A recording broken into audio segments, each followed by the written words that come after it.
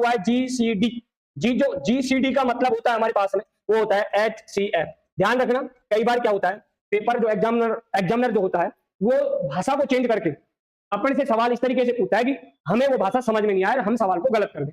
तो देखेंगे यहां जब भी कभी आपके सामने सवाल के अंतर्गत GCD अगर लिखा मिल जाए तो इसका मतलब हमारे पास में क्या कहेंगे, HCF निकालने को बोला है।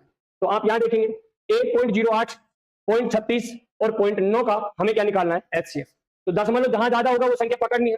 तो हमारे पास में 0.08 कोमा पॉइंट कितना है 36 कोमा पॉइंट कितना है 9 का हमें क्या निकालना है मित्रों, HCF। यस या नो, यस या नो, ये चीजें आपको समझ में आ रही होंगी।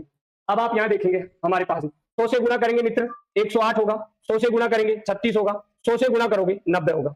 अब 100 से इनको गुणा किया है तो ऑप्शन से भी करेंगे, तो इसको जब 100 से गुणा करेंगे तो ये होगा 3, ये होगा मेरे पास में 9, ये होगा मेरे पास में 18 और ये हमारे पास में होगा 10 पॉइंट कितना 8। यस या नो, बहुत बढ़िया, शानदार। अब आप यहां देखेंगे 3 का भाग देंगे, देखो 3 का भाग जा रहा है, यहां भी जा रहा है, यहां भी जा रहा है। 9 का भाग इधर भी जा रहा है, इधर भी जा रहा है, इधर भी जा रहा है। ध्यान दीजिएगा अच्छे से, 3 इसलिए नहीं हो सकता क्योंकि 3 से बड़ा हमारे पास में 9 है। ये बात समझ में आ रही थी। HCF का मतलब होता है वह बड़ी से बड़ी संख्या दी गई संपूर्ण संख्याओं को पूरी तरह विभाजित कर दे। अगर आप पेन कॉपी के साथ में भी नहीं बैठ रहे होंगे, मेरी बातों को अगर वैसे भी सुन रहे होंगे तो ये चीज आपको 100% समझ में आ रही होगी। आपको करना क्या है, 3 इसलिए नहीं हो सकता क्योंकि 3 से बड़ा हमारे पास में 9 है।